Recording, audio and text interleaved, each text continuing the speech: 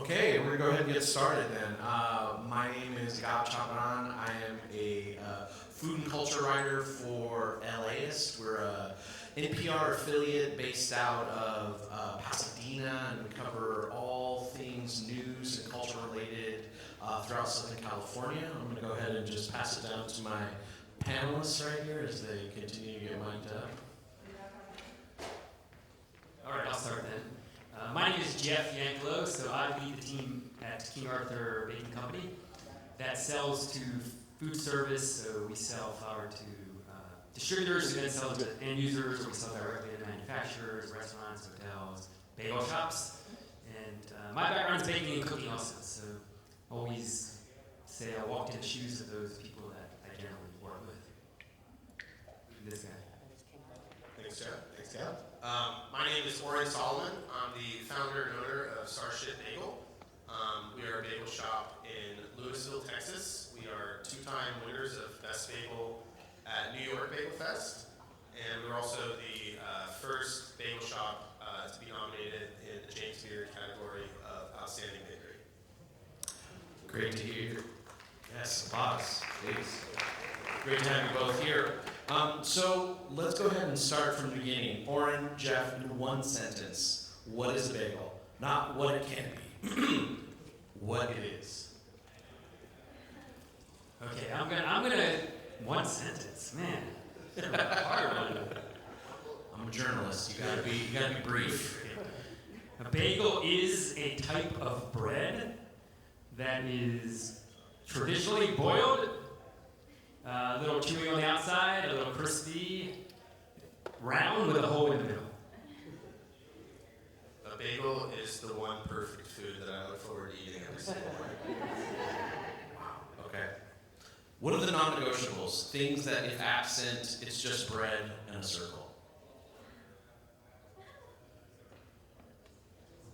I mean, beauty is in the eye of the beholder. I used to be, the bagels we make are extremely traditional.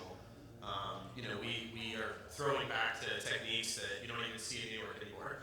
So for me, I'm very much a purist, but if you go downstairs and look at the bagels, maybe only one or two of them represent that same vision. So, I would have said maybe 2 or 3 years ago that it has to be boiled at least. But so many of the bagels downstairs aren't. They're steamed or have other processes. So I think you got to ask before there's a question behind the question, which is, why are we asking this? Why are we trying to draw this line? And I think that tells you more about what's being included and what's being excluded. It's the why as opposed to the what.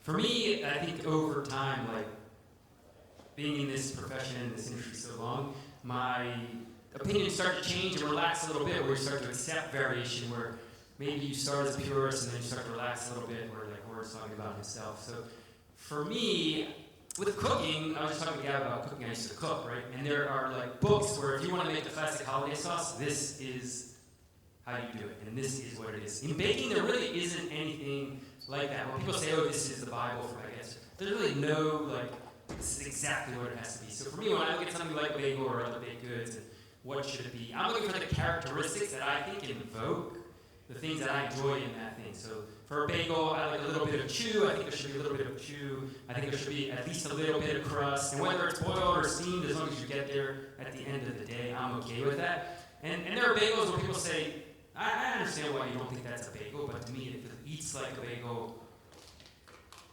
yeah, it looks like a bagel, but it has to eat like a bagel. It has those characteristics. A little chew, I think, is critical. A little crust is critical. But I think we all know what a bagel, a piece of bread with a hole in it is. It just has no texture. It's cottony. I think cotton is what's common in those type of bagels, and no characteristics of a traditional bagel in any way, shape, or form, other than the look. Thanks, Jeff. So let's piggyback off that. From an ingredient standpoint, what does the traditional formula actually look like? Flour, water, malt, salt. Where does it start? I think. Oh, you wanna go? You go. Jeff's a little biased. It starts with flour. I'll say it for him. If you don't pick the right flour, it's all downhill from there. You have to decide what kind of bagel you're making, and like Jeff was saying, how it's going to eat. And you're making a traditional New York style bagel, there is only one choice. You're using high gluten flour. That's the only way to get that distinctive chew. Now, a lot of people do flour blends and start working in other flavors, but the backbone of every, serious bagel blend is going to be high gluten flour. And just me personally, I don't know a better one than Sir Lancelot by King Arthur. So. Thank you. Can you make a good bagel without King Arthur? I haven't had one yet. Okay. I think all the best bagels in the country really do. Sir Lancelot.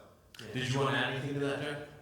I mean, if you just want the framework, I think it's interesting as we're going down this, him being more purist, and I probably used to be more of a purist, but when people say what's the best flour or which flour should we use, high gluten was always the go-to answer. There was no other flour. But now, as you're seeing, it's happening with pizza too. As bakers are starting to make bagels, they're using lower protein flour even, and it's all over the board now because they're thinking more like baker, and maybe they want less chew and more crisp or things like that. But I mean, if you really want to get down to just real simple, flour, probably low hydration, right, 55 to 6, maybe 50 to 55% traditionally. 55. Yeah, 50 to 55.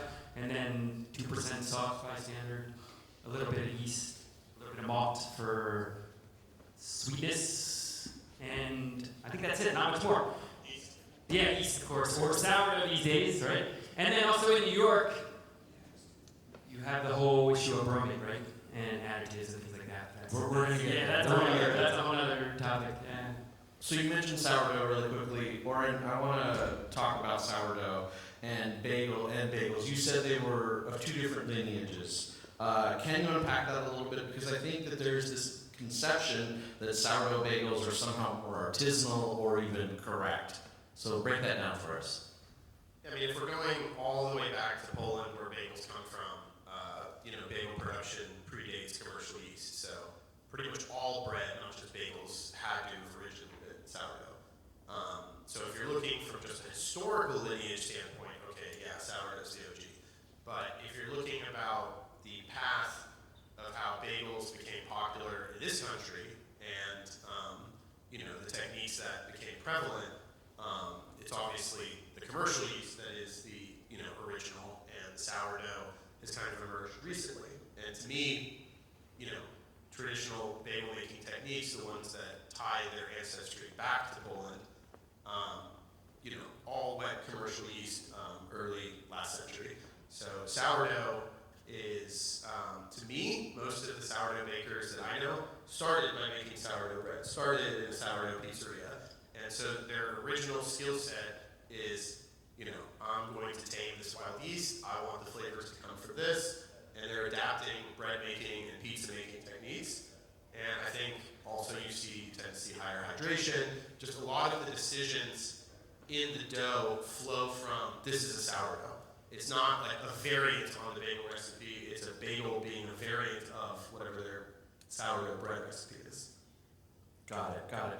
So I want to touch briefly on the weight question really quickly. So historically, bagels have been around 3 ounces, but now they're often double that or more. When did that shift happen, and does it actually matter? I don't know. We would know when the shift happened, but it certainly would matter as far as when you're eating. You're definitely going to get a different experience from eating a 3-ounce bagel, I think, than a 5 or 6-ounce bagel. Just the crust, the crumb ratio, and the smaller something is, the quicker it dries out. I grew up on the East Coast. Bagel shops were baking bagels all throughout the day. They get them hot in the oven, dump them in a basket while they're still hot, crispy, soft inside. But if you're baking bagels earlier, and nowadays, I think, is it fair to say a lot of shops, maybe even 9% of their bagels are sandwiches? I think that all came into play about why this change happened. I mean, I learned all of this from a history book. Most of this predates me and almost everyone in this room, but highly recommend The Bagel by Maria Bolinska. She covers a lot of this stuff. But, a lot of what we know about bagel history in this country comes from the Bagel Bakers Union, 338, and it was mandated by the union that every bagel had to be 3 ounces.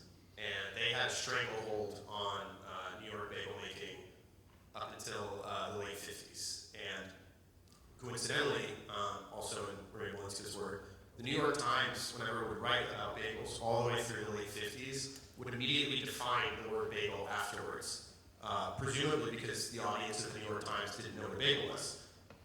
So the bagel's rise in popularity is actually a lot later than people kind of realize. So, how many people were really exposed to that 3-ounce bagel? Probably not a lot of the audience that eats bagels now. So, basically it's a trend. It's not like, one day they went from 3 ounces to 7, 8, 9 ounces. It happened over time. And the main event that really pushed that was bagels going into the mainstream in the late 70s, both through the rise of storefront bakeries in New York City, but also the rise of Lender's Bagel and the grocery store frozen bagel. But the main factor pushing them to the size they are now is that bagels started to get served in a bodega context. It quit being about going to the appetizing room and getting your own cream cheese and lox and going to something like a bodega or a grill and ordering a bacon, egg, and cheese on a sandwich or on a bagel. And the original bread for that is a Kaiser roll, and so that's soft and big. And so people just, one customer at a time, like, hey, can you make this bagel bigger? Can you make this bagel breadier? It needs to hold my bacon, egg, and cheese more. And so it just became, honestly, like an engineering problem of like, okay, it's the wrong spec. This tiny little, dough brick isn't working as my sandwich bread, so let's make it more into sandwich bread.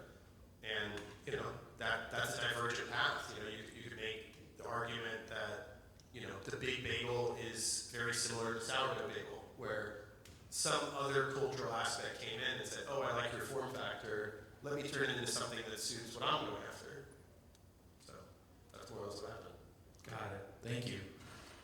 Before we move on, I just want to kind of address the room. Are there any specific topics that you were hoping to get covered here or anything like that before we move on to the next frame of question? We will do a Q&A after if there's anything specific, but I just wanted to give you guys this moment to make sure. Please don't be shy. We can talk about anything. Refined commercial yeast, right? Is it cake yeast? Is it active dry? These days, commercial yeast, if you can get a really fresh source, like a good source of fresh yeast, a lot of people still like to use it, or it reacts quicker in the dough, I'd say for sure. For bagels, I don't know if you feel it's an advantage or not, Oren, but instant yeast, I think, is a nice alternative because it's readily available, probably 2-year shelf life for most brands, easy to get, doesn't matter hot, cold. Like fresh yeast is a lot more risky because if the supplier doesn't turn it a lot or it gets old before it gets to you, it only has maybe max 3 weeks for optimum performance as far as shelf life. So in most cases, I think it would be hard for someone to argue that they get a significantly better product by using one or the other, meaning a significantly better finish good. Anybody want to hear about the differences between something that's a bagel that's boiled and a bagel that's cooked? That's steamed? Steamed, yeah.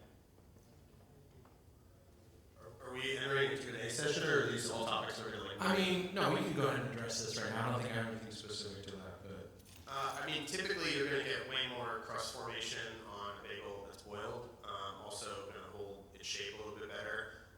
The whole process of boiling is really somewhat unique to bagels, but basically chemically what's going on is it gelatinizes the sugar on the outside, so it almost kind of solidifies the shape before it goes into the oven, versus steaming is happening during the bake, so it's going to form the crust more on the surface and less about locking it into a shape. So you also tend to see bagels that are steamed that the whole kind of doesn't really hold as much.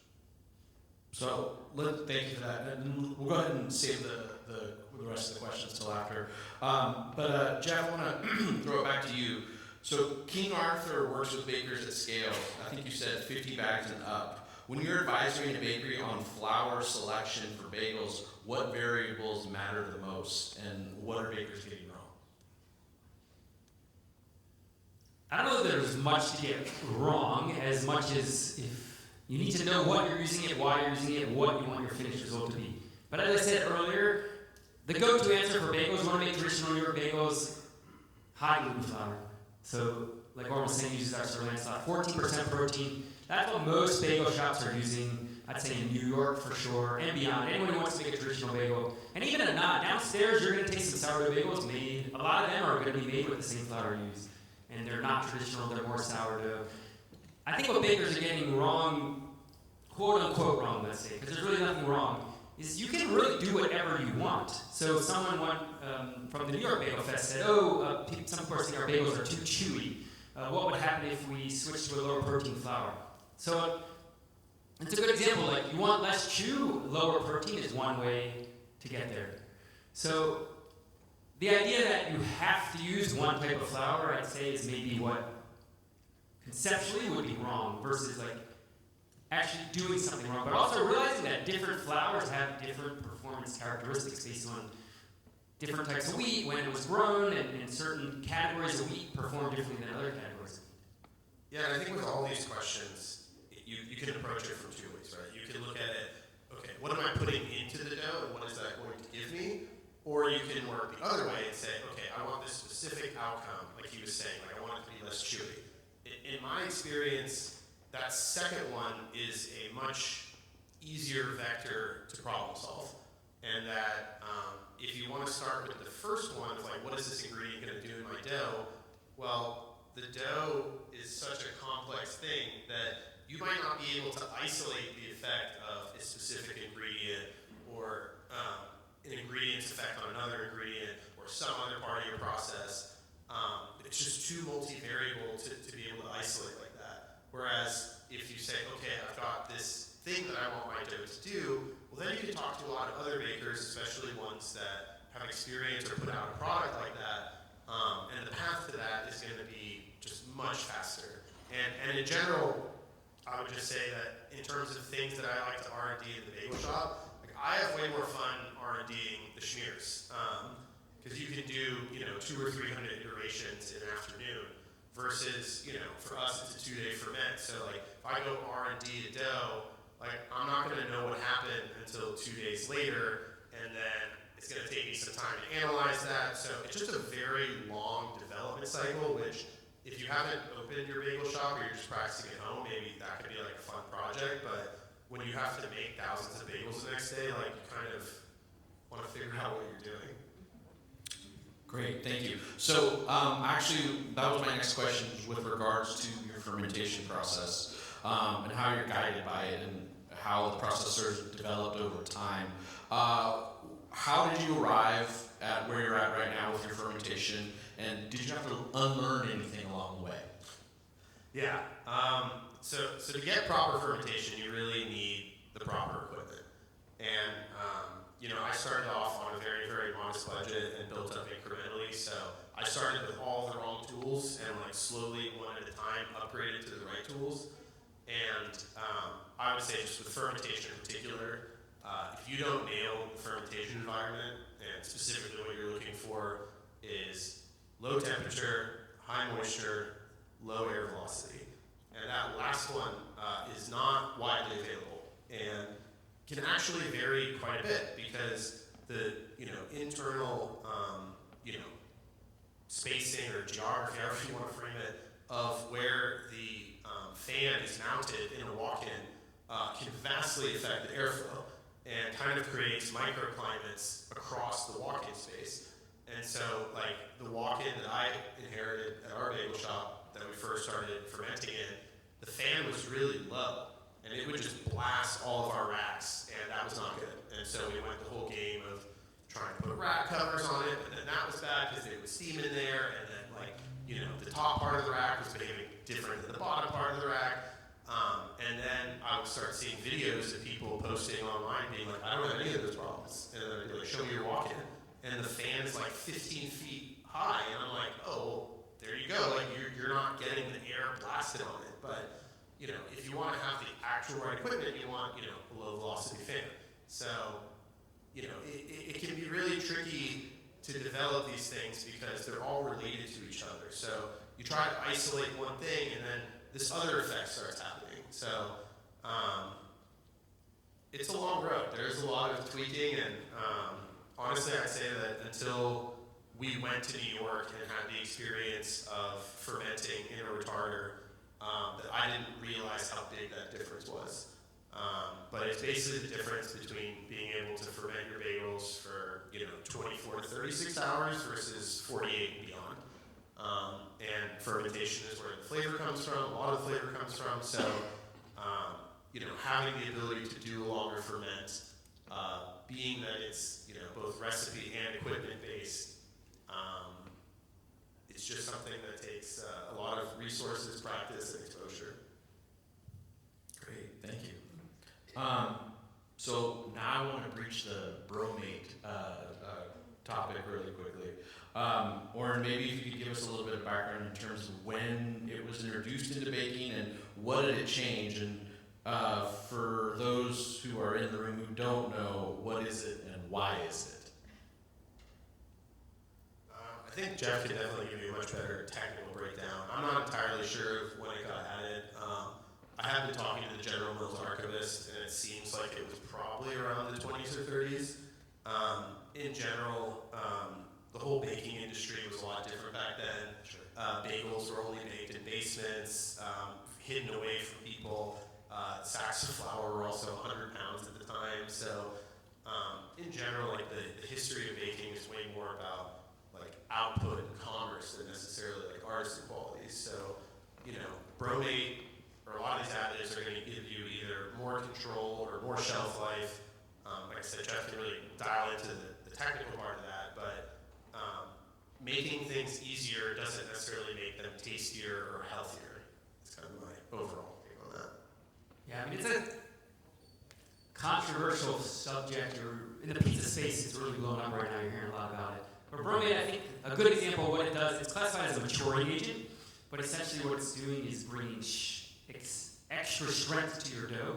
And if you think about it like your layman's term, it's almost like an insurance policy. So you think about like, I think it was introduced like right around what Oren said, and I think it really came into play when pan bread production blew up. Like World War II, they found that pan bread was an affordable food, and by enriching it, it was a quote-unquote healthy food and a way to get these nutrients to people easily. And bromate, if you think about mass production bread and big conveyor belts and lines and pans with fully proofed dough where it's at the most fragile state, bromate comes into effect at the most during the proofing and the baking stage. It's coming down this conveyor belt, pans are bumping into each other, fully proof. You would think, oh, why aren't they collapsing? They go in the oven, they just blow up. So you got a lot of strength, you got a lot of tolerance during the proofing stage, you get a lot of volume in the oven. I imagine, like many things, the word better is relative, and people start using this stuff, and they're like, wow, this is fantastic, and we can start eliminating some of these processes. So this idea of like, we have to ferment, or we have to mix, or we have to follow a certain process to build strength in the dough. We have to really pay attention to the proofing and the baking and the mixing. Then you get this thing in here like, wow, this is awesome. Look, we didn't hit any of our targets, and it still worked. Things like that. I'm not saying that people who use bromate don't follow any standards or procedures or things like that, but it definitely covers for a lot of mistakes, makes up for some faults and some weaknesses. It's been classified as a cancer-causing agent. Whether as it bakes out in the oven, it turns into something harmless, but there's studies that show the residual.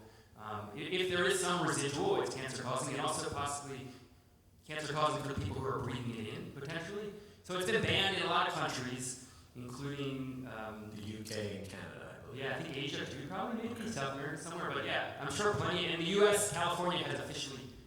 You haven't seen it in California in a long time because you pretty much have to label your product as cancer-causing. Most people Yeah. do that. It's both officially banned. Was it this year or last year? I think it went into effect maybe this year. Okay. I can't remember. Last year or this year was officially banned, and now there's talk about banning it in other states, Texas, maybe Florida. So now that word is spreading. I think it ended up in bagels just like everything else. It was out there, the mills were selling it as an improver. Look at this, you have a 2-ounce bagel, put it in the oven, it looks like a 3-ounce bagel or a 4-ounce bagel. The challenge is when you take something like that out so strong, there are clean label replacements. Bromate is powerful stuff, and the clean label replacements are expensive, but a combination of like ascorbic acid, which is vitamin C, is a natural oxidizer, brings strength to the dough, plays a similar role, with a combination of enzymes these days, which are like the most clean label additives that you tend to see on bread products. Doing these things, but at the end of the day, what I would say about Oren, I said this when we were preparing for this call, like here's a guy who's making what I think is a very typical, like the ideal New York bagel without bromate. And why? It's because he's following the process, he's dialed in the mixing, they pay attention to every step of the process, and to me, I don't want to make people who use bromate feel like they're not doing any of that, but the thing is, it makes him, he has to be a more attentive baker because he's not relying on these additives and this chemical make up for some weaknesses in the process. And we suffer a lot of one-star reviews who will say, hey, this bagel's as hard as a rock when I take it home the next day. And it's like, okay, but that's why we're open every day, so that you can get a fresh bagel. And I think that a lot of these decisions, when they were made, were industrial and economic.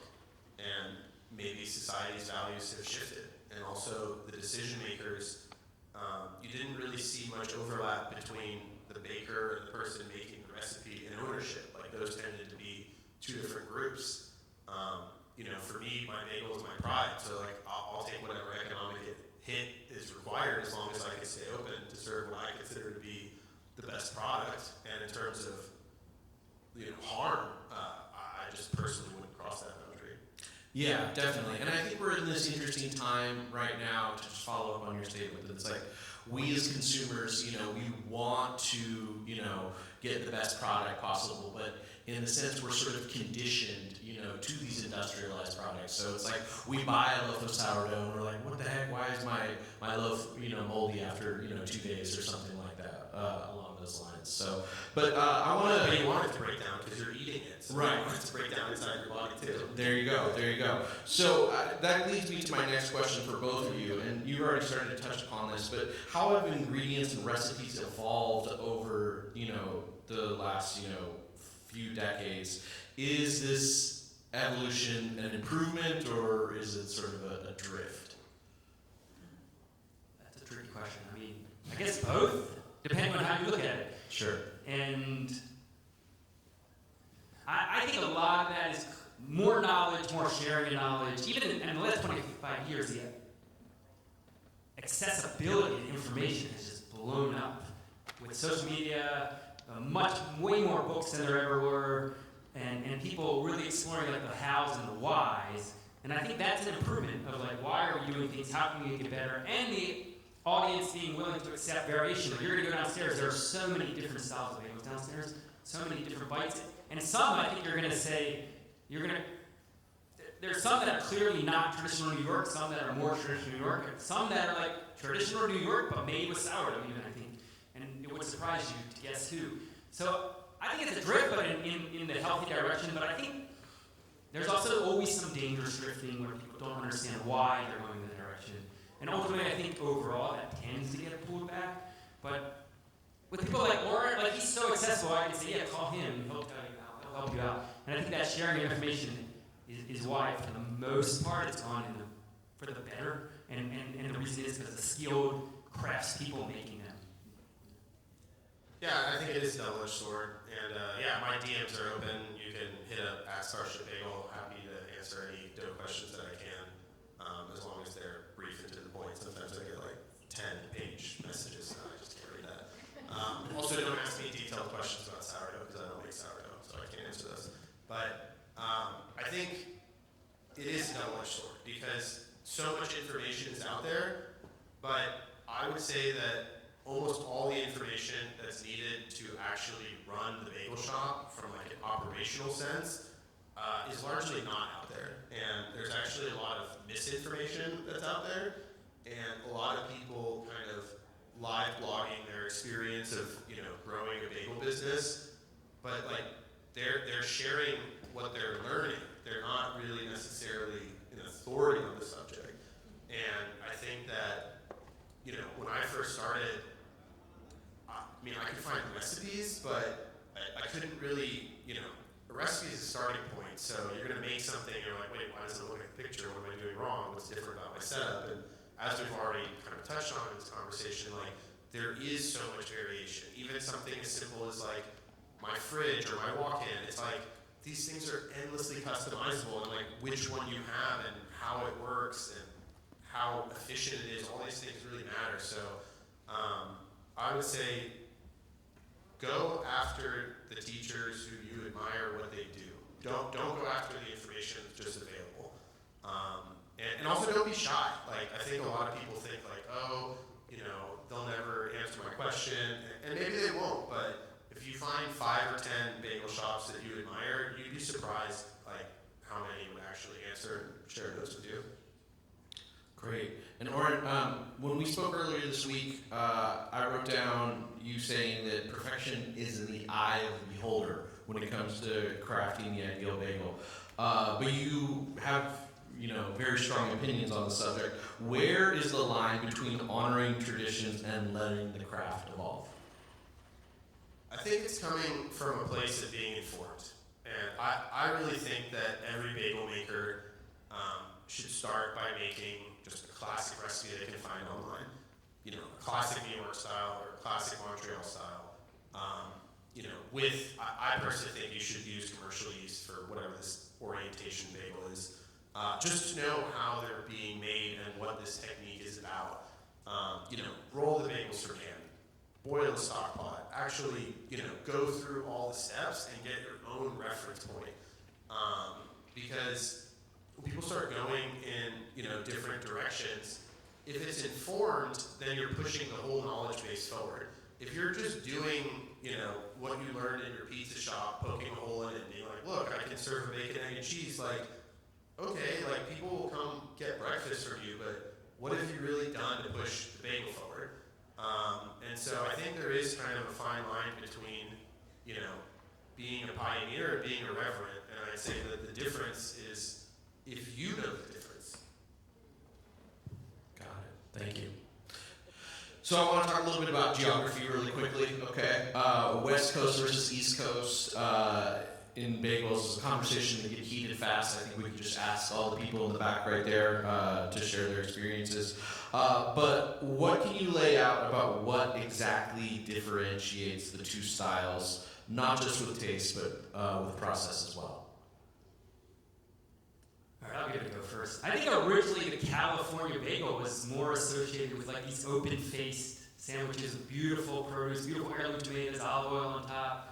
I don't remember. I mean, maybe I should get an open-faced Nova cream cheese, maybe.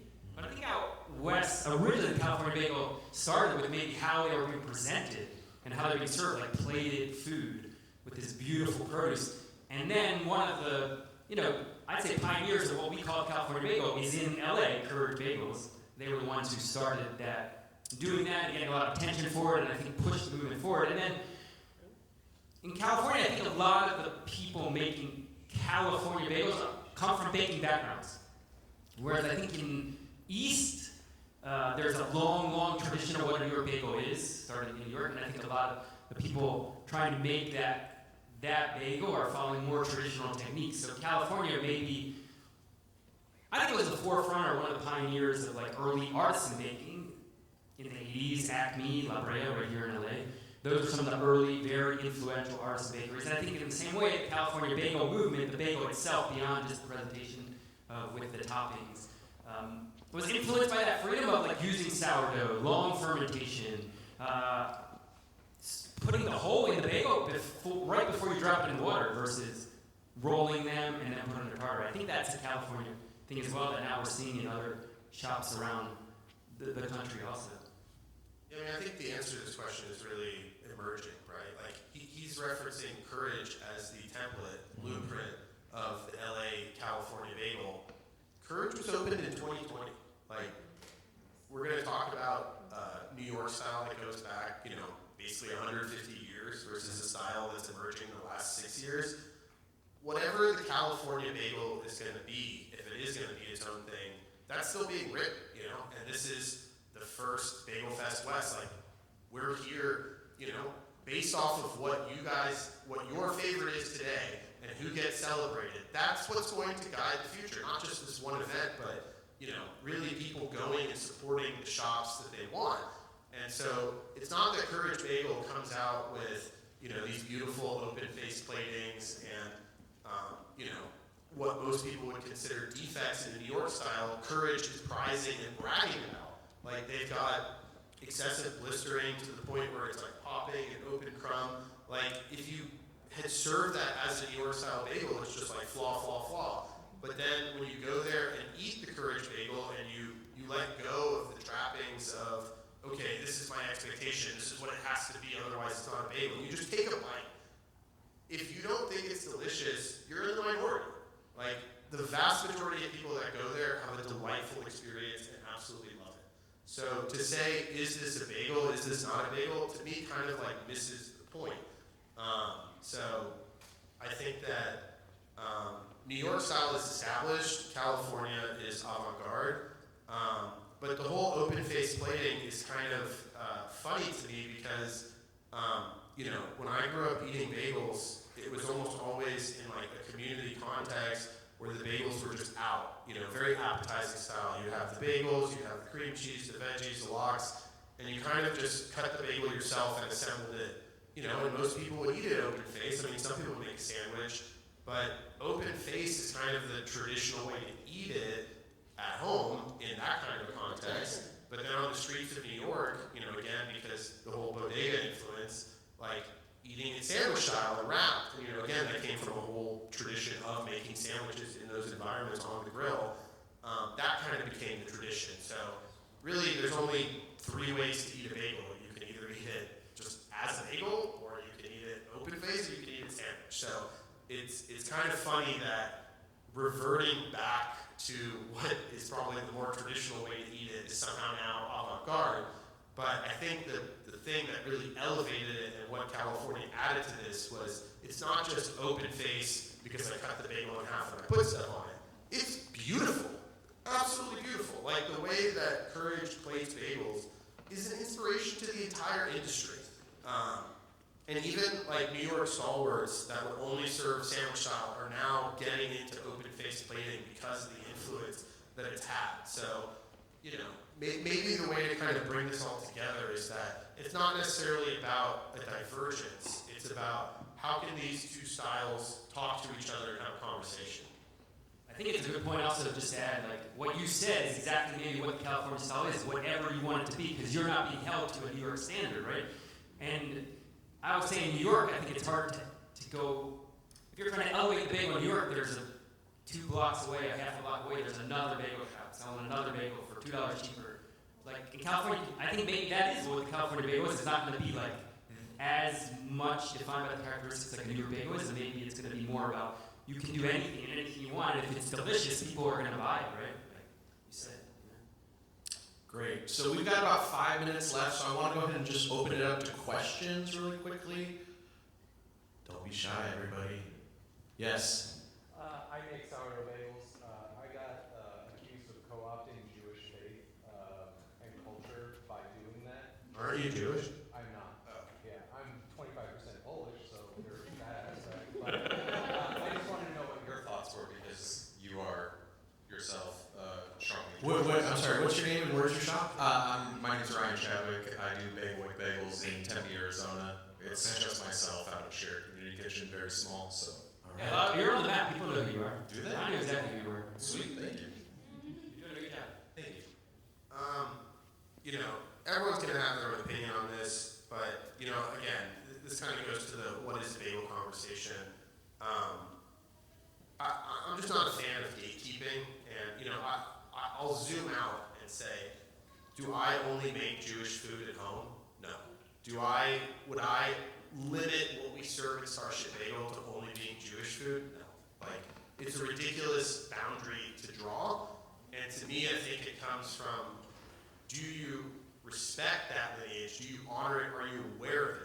If you make bagels and don't know that bagels have a firm Jewish origin, then you're doing a disservice to this product.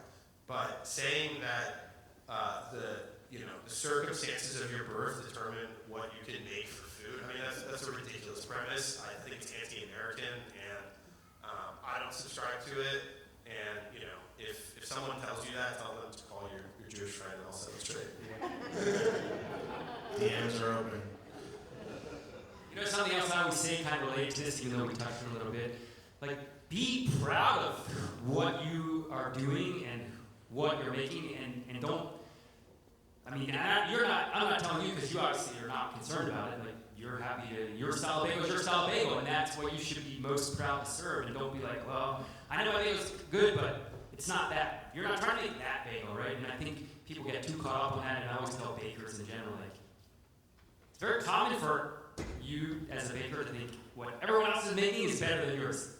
Because you're your own worst critic, you see it every day, and I think What's more important to me is you're not pretending to be something you're not. You're representing yourself through what you make and through your style and what you like. And if the only failure of that is nobody likes it, you're going to go out of business, obviously.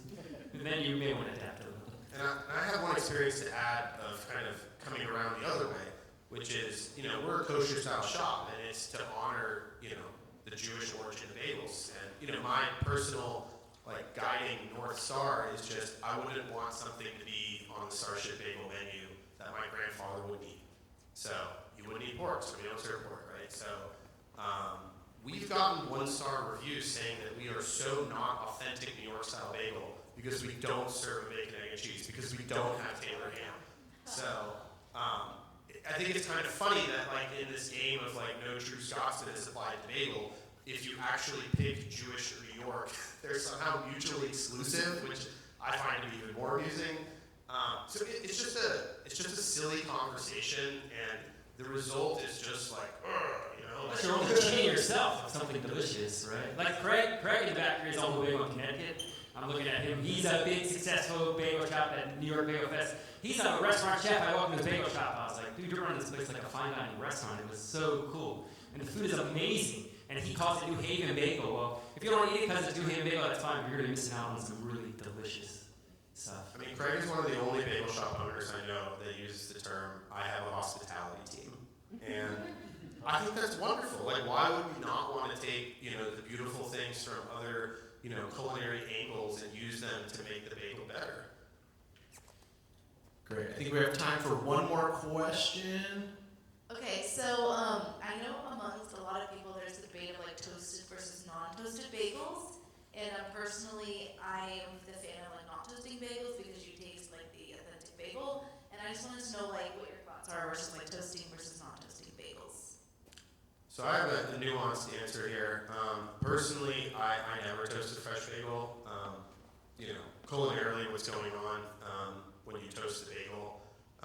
You're kind of you're creating an inner crust, first of all. So to me, a good bagel has a good crust on the outside and a nice chew on the inside. When you toast, you basically just get double crust. And then flavor-wise, we spent 2 days fermenting the bagel to bring out the acetic and lactic acid so that you can taste the balance of flavor, sweet and sour, salty and savory, and it's just toasted bread flavor is the same whether you toast a piece of white bread or a bagel. You can just go toast a piece of white bread and get that toast flavor. So to me, it's just kind of there are easier ways to achieve that crunch and that sensation. A bagel is meant to be enjoyed for its unique bagel qualities. So, but that being said, we started off as a purist shop that didn't toast bagels at all. We just refused. But the amount of abuse that it led at the counter made it operationally impossible. I couldn't end every shift with cashiers being I got cussed out 4 times today over this no toast rule. And now that we toast and I have the data, 85% of our customers order it toasted. That is an overwhelming preference. So, I can tell you what I like, but I also spend hours and hours geeking out on this. For the average person, it's hey, feed me my breakfast the way I want it, And if you want to be in business, you kind of learn that that's an important thing to listen to. Okay, I think that's everything now. We want to try to be respectful of everybody's time. Thank you so much for joining us today. Great turnout. And go see your bagels. Thanks for the questions.